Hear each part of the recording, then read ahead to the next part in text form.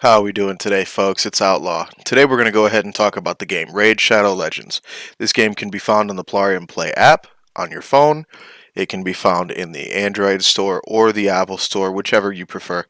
Um, but today we're going to go ahead and talk about specifically events as well as a couple of the different dungeons. We're going to talk about some different strategy for dungeons and things like that.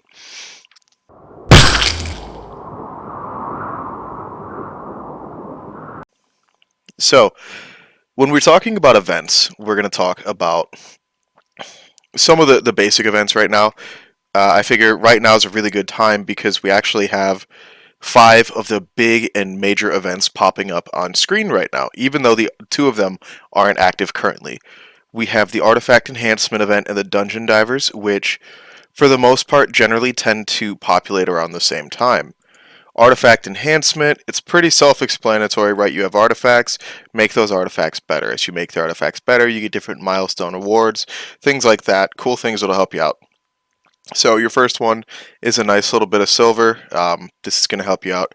Now, a lot of people will hold on to all of the silver that they have for a while, and they'll upgrade artifacts pretty sparingly so that they can do it during this event. Because I mean, it takes quite a bit. It's 5,500 to capitalize on the event to get everything. And just looking at what we need to actually upgrade it, like it takes a bit. If you have a 6-star artifact that you take to plus 16, you're getting 340 points. Well, do some math, guys. It's a bit. It takes some time. But if you have, couple you got a couple million silver in line, you can pretty easily get to halfway, if not more than halfway of this event on day one. It and that'll help your account actually get a little bit more powerful. Now, the flip side to that normally comes out around the same time is we have the Dungeon Divers event. Now, Dungeon Divers is probably one of my favorite events. Just because it's pretty easy to compete in Dungeon Divers and just do things. I haven't really done a whole lot in it. I've been focusing on some other things, getting some potions to awaken different or ascend different people, things like that. But Dungeon Divers, again, works very similar to how the other event works, where you get different points based on artifact, but this time you get points based on obtained artifacts. Now, that being said, it takes more time to obtain an artifact than it does to upgrade one, so it is a smaller limit here, um, but this generally works out pretty well, where you get pretty decent stuff here. I mean, you get a void shard if you get far enough. You get up to 75 gems, one rare tome. You get an epic tome, a sacred shard, or an ancient shard rather. Quite a few energy brews. What's that? Yeah, so 2, 4, 6, and 8 down here. Yeah, I mean, you get energy brews. You get to help yourself out a little bit. Pretty nice stuff. So these are definitely pretty worthwhile to compete in, especially right now. We have the tournament going on right now, the Ice Golems tournament. So you get points for Ice Golems to go ahead and do stuff. Again, I haven't really capitalized on Ice Golems too much. I mean, even though I haven't really capitalized on it too much, I'm still in 8th place. I mean, I'm not getting any award right now for finishing it, but I'm not too concerned about that. I have a day and 11 hours left. I'll probably end out somewhere around here. If I make a really good push, I'll end out with an extra 70 gems. Great, that would be cool, but I'm not too worried about it if I don't. Um, Now, some people go really far in this. When we look at the global leaderboards, like there's all kinds of cool things. And actually, look at that global leaderboards, top place, Stu Gaming. I kind of figured that would be the case. But yeah, so this event works hand in hand. This tournament, rather, works hand in hand with the Dungeon Divers event, which then works hand in hand with the Artifact Enhancement event, right? So for the artifact enhancement, you don't want to just upgrade any random crap artifact, right? You want to make sure that you get something good. So let's say on this guy here, right? Got a weapon. Okay, so are these good substats for him? You know what? Yeah, these are great substats for him. Give him an extra 15% HP. Crit rate, everybody can use crit rate. Again, I will sing praise to crit rate till the day that I die. It's great. Resistance, great. He's not going to get hit by things as often. And then you're looking at his attack plus 4%. Right, that's pretty solid. So that's an artifact that you might want to upgrade fully. Whereas something like, say, well, this you're probably not going to upgrade to plus 16. I mean, it's white. You're not going to get a whole lot of substat out of it. Probably not going to get too much. Let's say, nope, that's actually a pretty solid one, depending on who you're looking at. That's solid. That's arguably okay. So, say here, right, if we got HP here, and then if you took away this accuracy and made that flat defense, took away this crit rate and made that flat attack, even though it is a 5-star epic artifact, at that point, I would honestly just sell it. It has terrible subs. Nobody's going to want that. It's not going to be good for anybody. So you go ahead and you sell that. Get you more silver so you can go ahead and upgrade some more stuff and get some more progress into here. Now, the game does do things a little bit sneaky sometimes, so we have this summon rush coming up in 8 hours and 39 minutes, and we have a champion training event coming up in 8 hours and 39 minutes. Well, they give us that summon rush, and they're giving us a summon rush around the same time that we're going to go ahead and get this global summoning boost, right? Because they want you to put money into the game. They want you to buy things. Not a bad process, but if you spend all of this in one day, right? If you spend money on this game and you get a whole bunch of ancient shards or sacred shards, and you go pop all your sacred shards in one day, yeah, you might get something cool. But look at the tournament. Look at when the day ends for this tournament. 1 day and 11 hours. I bet you by tomorrow they're going to populate a champion chase tournament. It's just kind of how it always goes. You'll get the champion chase tournament coming around shortly after you start getting one of these events coming around. They kind of go hand in hand and help stage each other out. So, just real quick summary. Oh, Arena Assault. This one's really good too. So Arena Assault is one of those that you stand a pretty good chance to do it no matter what. You're a low level account, great. You can compete in Arena Assault. High level account, great. You can compete in Arena Assault. So all of the tokens, your medals, all give you the same amount of points. So even though I might get more points in gold, in bronze, you're probably facing easier teams. So it's going to be easier for you to go ahead and do that. Like when I go and look at some arena teams for gold, like, okay, I might be able to take them, although that pairing is really rough. I don't really want to deal with that. Martyr's a pain. I don't really want to deal with a martyr. So, I mean, if I don't know that I can kill this team, I'm not going to waste my time fighting them. Yeah, I could probably take those guys. Great. Probably will here in a minute. Don't have to record that for you. I'll do a separate arena video later. But like this team here, like I probably don't actually really want to play with this team too much. Bad L's rough.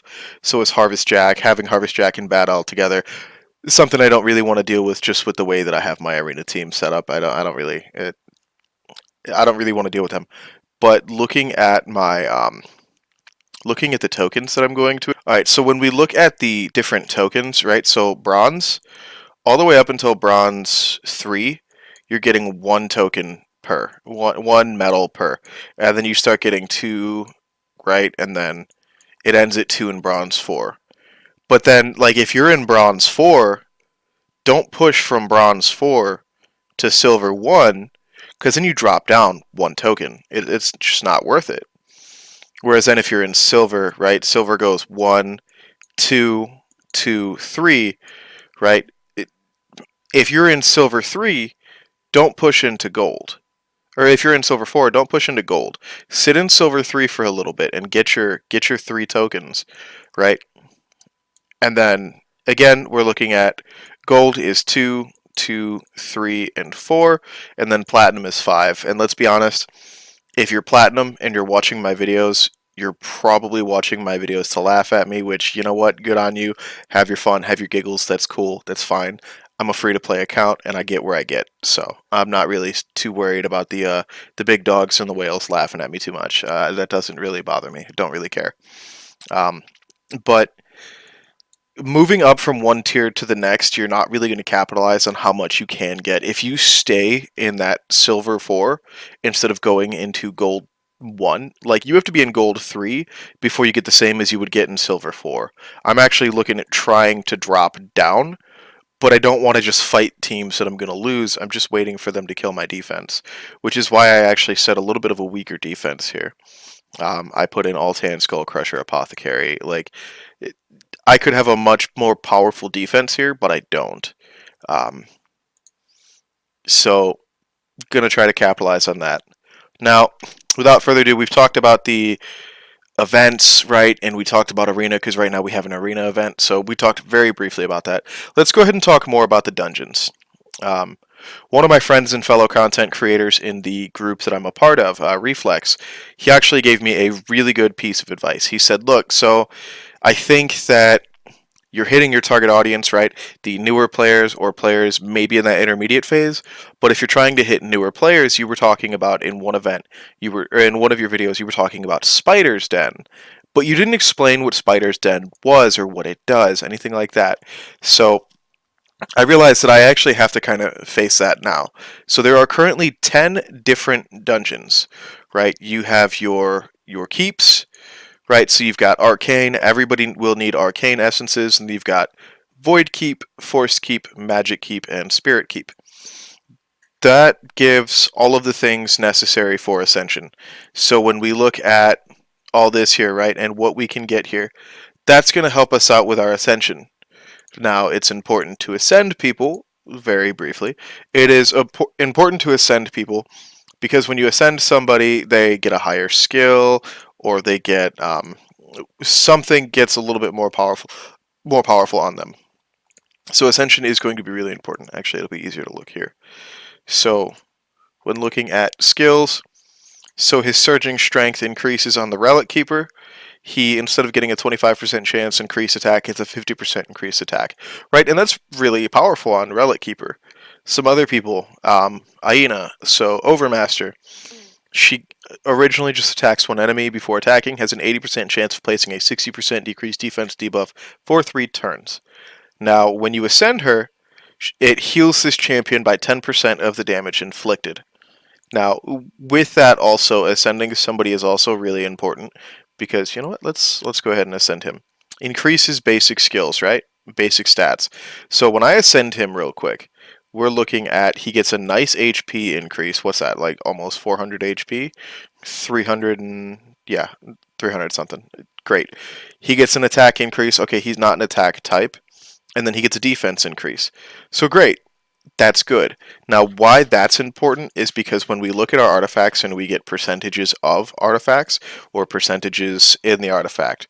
So, Jarrig, upgrading him there made him stronger in all aspects because he's got all of his things that give him percent defense go off of this percentage of defense. Just like his HP, all of the things that give him percent HP go off of this, which is going to make him a little bit more powerful. I need to work on my Jarrig. I've kind of slacked. He's a little bit behind. I've actually gotten quite a few pretty solid pulls lately that I need to work on that I just really haven't. So just kind of laziness. Probably do something like that for content in the near future. But so that's why your keeps are so important. And when you're in the first week of your account, it's really important to make sure that you capitalize this over almost anything else. Try to increase every champion that you have that you're going to use, right? Your starter, your war priest, and anybody else that's a 3-star minimum that you might pull. Try to really get those guys capitalized in that week. Um, but cool. So that's all pretty simple. That doesn't need a whole lot of explaining until we start diving into each individual one, right? Like, what does this boss do as opposed to this boss? At which point, those are each going to be individual videos. But now we have our actual dungeons. We have Minotaur's Labyrinth, which helps us get our Mastery Scrolls. Mastery Scrolls are really important for everybody. I recommend doing at least your first full team of Mastery Scrolls here in Minotaur's Labyrinth instead of paying the 800 gems to get somebody. I think that it is really important for a player to see why paying 800 gems for masteries is really worth it and valuable. I mean, it's a tough dungeon. Yeah, it's a pain in the butt, but it's so worth it to get somebody upgraded. Ice Golem's Peak is where our current event goes. So Ice Golem's Peak, we're going to go through a stage really quickly. Let's just say stage 6. I don't actually really care about the stage. My guys are definitely going to blow this up anyways. So We're going to go through this stage really quickly just so I can kind of show you what happens. We're going to ignore the first add phases. There are going to be 2 add phases, but the boss himself has a really interesting and fun mechanic that is just kind of fun. So we're going to go ahead and just auto through this because, yeah, Kale blew that stage up, and these guys are going to die pretty quick. Cool. So, boss mechanics. He has his Frost Nova attacks all enemies. He has Numbing Chill attacks all enemies, places a 50% accuracy debuff for 2 turns. And then he's got Frigid Vengeance attacks all enemies 1 time whenever Clysis's health drops below 75, 50, and 25% HP. This attack will revive any dead allies to 100%. Now, it does give him a freeze debuff if he has any allies alive, gives a higher chance, which is why you really want to kill these guys. Um, Now, I'm not sure if a block revive skill will stop these guys from reviving. I believe that it does, but I'm not 100% positive. The guy that I have with a block revive skill, I need to actually awaken him.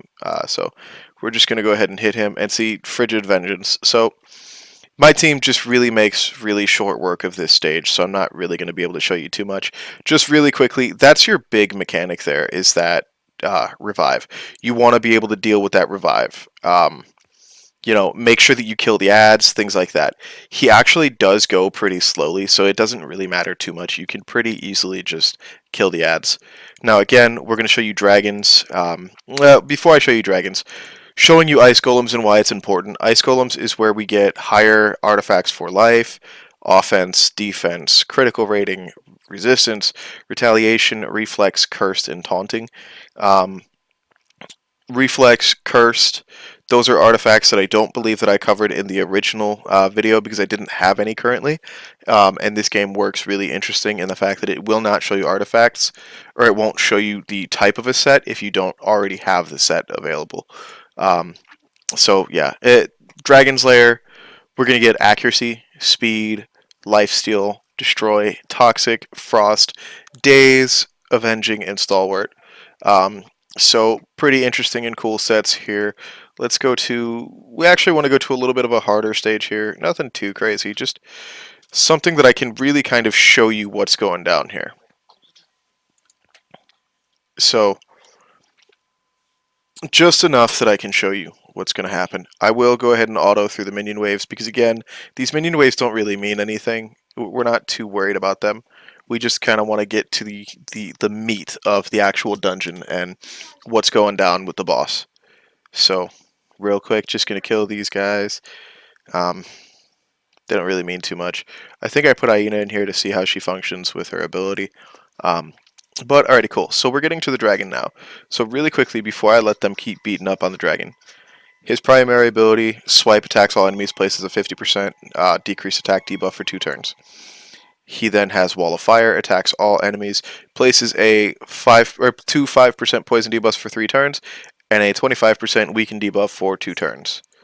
He has Inhale. That's the really big ability that you're going to have to deal with here. Fully depletes target's turn meter, unlocks a secret skill, Scorch. And Scorch attacks all enemies, places a stun debuff for 1 turn. This skill will be locked and hidden again if the dragon takes enough damage while this skill is activated. So that's our really big thing that we want to deal with here. So real quickly, we're going to go ahead and just kind of beat up on him a little bit and see what we're working with here. We'll get him to do that that inhale. That's going to be his first ability that he should do. So we just want to push him to that point once he actually gets a turn. So he now does inhale. And he gets this nice little thing here, so we can see how much damage we have to deal to him. It's not like it's some big secret. So we just go ahead and light him up and deal damage. And now he's lost his inhale. He's not going to do that. He's not going to do that again for 3 turns. So we don't have to deal with that. Now, when he does put those poisons on you, the easiest way to deal with it is with somebody like a Doom Priest who's going to remove a debuff at random, or with somebody like a Bad L who's going to remove all debuffs, somebody who's a debuff remover, or honestly just healing through it. You can heal through it pretty easily. It doesn't really do too much. It's 10% of somebody's health every turn. Something like an Apothecary was going to heal through that no problem. But yeah, so we're just going to go ahead and blow him up real quick, and he dies to poisons. So great. That's dragons, guys. Stalwart set, minus 30% damage taken from AoE attacks. Maybe I'll use that on somebody, I don't know. And play around with that later for more content. But that's dragons in a nutshell, guys. Next up is going to be Spider's Den. Again, we're going to do a quick stage. Spider's Den is one of the more difficult, so we just kind of want to deal with this as quickly as possible, show you and kind of explain, even if I don't show you really huge nitty-gritty detail. So Spider's Den, he's going to summon all these little spiderlings. The biggest thing that you have to do here is take care of those guys. So somebody who has an AoE or multi-hit, that's going to be great. Like Kale here is going to kill all of them, right? And now he gets an extra turn because of his acid rain. So we use Disintegrate, and now Spider has like almost no health. Now I want to show you what happens if you don't kill all the spiderlings, so I'm going to stop attacking the spiderlings here at this stage, because my team will pretty easily deal with that, so I'm not super worried. And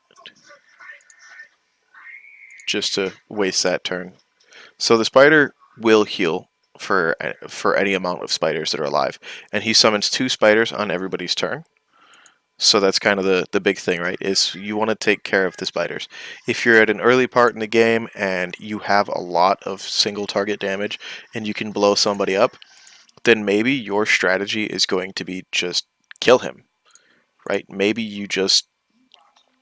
all you have to do is just come in here and just light him up and just destroy him. That's all you're going to be worried about. But later stage of spiders, that's not going to be an effective strategy. That's not going to help you out.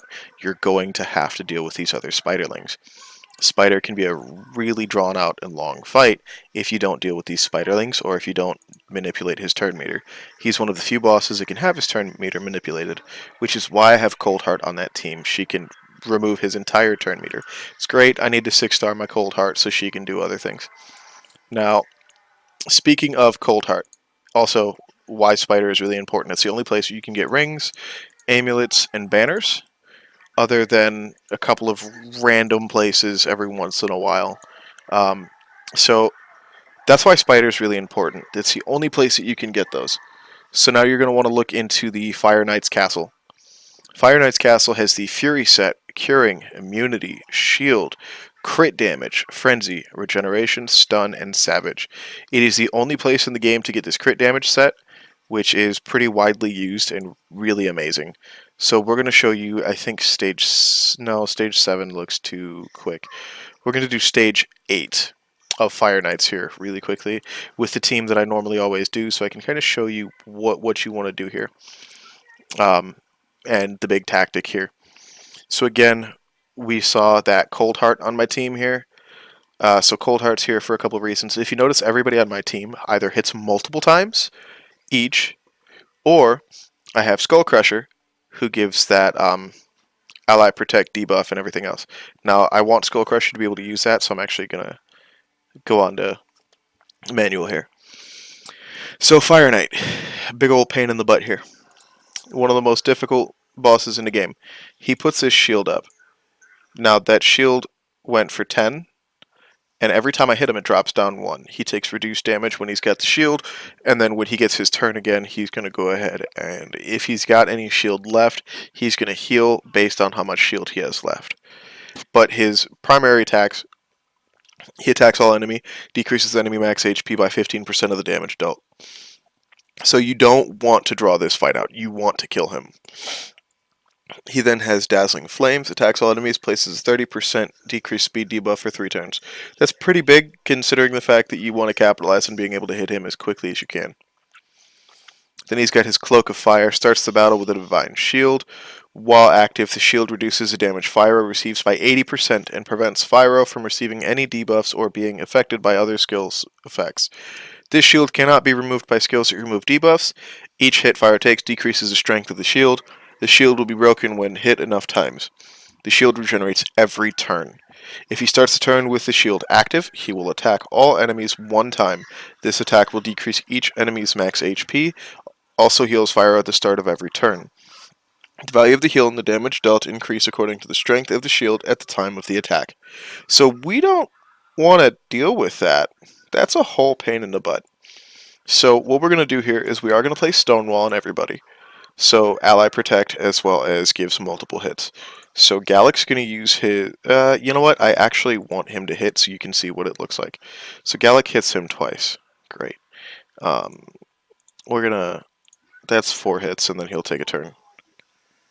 So great. Now he hits and everybody hits with their primary attack. And now he has no shield. And my full round turn action starts. So everybody gets a chance to really kind of light him up. He also is actually he is susceptible to heal reduction effects, so you can stop him from healing, which is another reason why Cold Heart's so great here with this turn 1. So we're going to see if we can get that heal reduction. Great, a heal reduction. Now if he does get another turn, which he's probably not going to, then yeah, he doesn't get another turn. But he wouldn't have healed with his Cloak of Fire. So there's 2 different really big ways that you can deal with him, but the first thing is that you have to break that shield on him. If you don't break that shield on him, you lose. The end and over. Sorry, guys. I don't know of any strategy that allows him to keep that shield active. So you want to take that out. Now, the last dungeon that we're going to go ahead and talk about today, guys, is the Minotaur's Labyrinth. Minotaur is pretty easy. Basic, advanced, and divine scrolls, right? Pretty simple concept here on how to do this. We're gonna just step into like a stage 9. It doesn't really matter. And yeah, you know what? That team will work. So Juliana's the only one that I have right now that has full masteries. So what we're gonna do here is we're just gonna go ahead and clear out these waves, because again, waves in most dungeons don't actually mean anything. So just kind of skip on past this. And once we've gotten past this, I'll show you Minotaur, his big thing, and how you deal with it. It's actually pretty easy. So Minotaur has 2 random Jackos on the side. So we kill the 2 random Jackos, and then we deal with Minotaur. You'll notice I'm not trying to hit Minotaur at all right now with anybody. That's because if I hit Minotaur with anybody's abilities, right now, he's not going to take as much damage. He has his primary attack where he attacks all enemies and deals double damage to enemies with Hex. He's got Swift Doom, attacks all enemies, places a Hex debuff for 5 turns on 3 random targets. Debuff cannot be resisted. Then he's got his passive, Raging Bull. Starts the battle with Rage buff for 3 turns. That's that buff up there in the corner. While active, the Rage buff increases the damage Minotaur deals by 400%. Once the Rage buff expires, the Minotaur will become dazed and will receive a dazed debuff for 1 turn. While active, the dazed buff increases the damage the Minotaur receives by 200%. Once the dazed buff expires, the Minotaur will once again receive a Rage buff for 3 turns, starting the cycle over. They cannot be removed or blocked by skills that remove or block debuffs, so you will always have to deal with that. So we're going to go ahead and hit him a little bit. I don't think that I'm going to have to worry about killing him before he gets his debuff, although it just might happen actually. But so normally what you'll do is when you're trying to progress in this is you won't use your hardest hitting abilities until he drops this debuff, or until he drops this buff.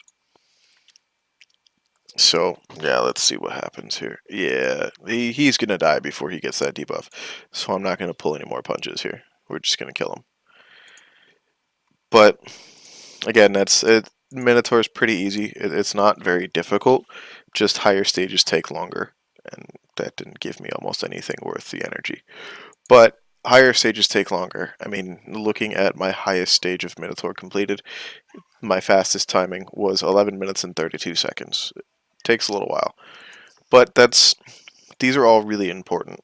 So we want to go ahead and capitalize on these.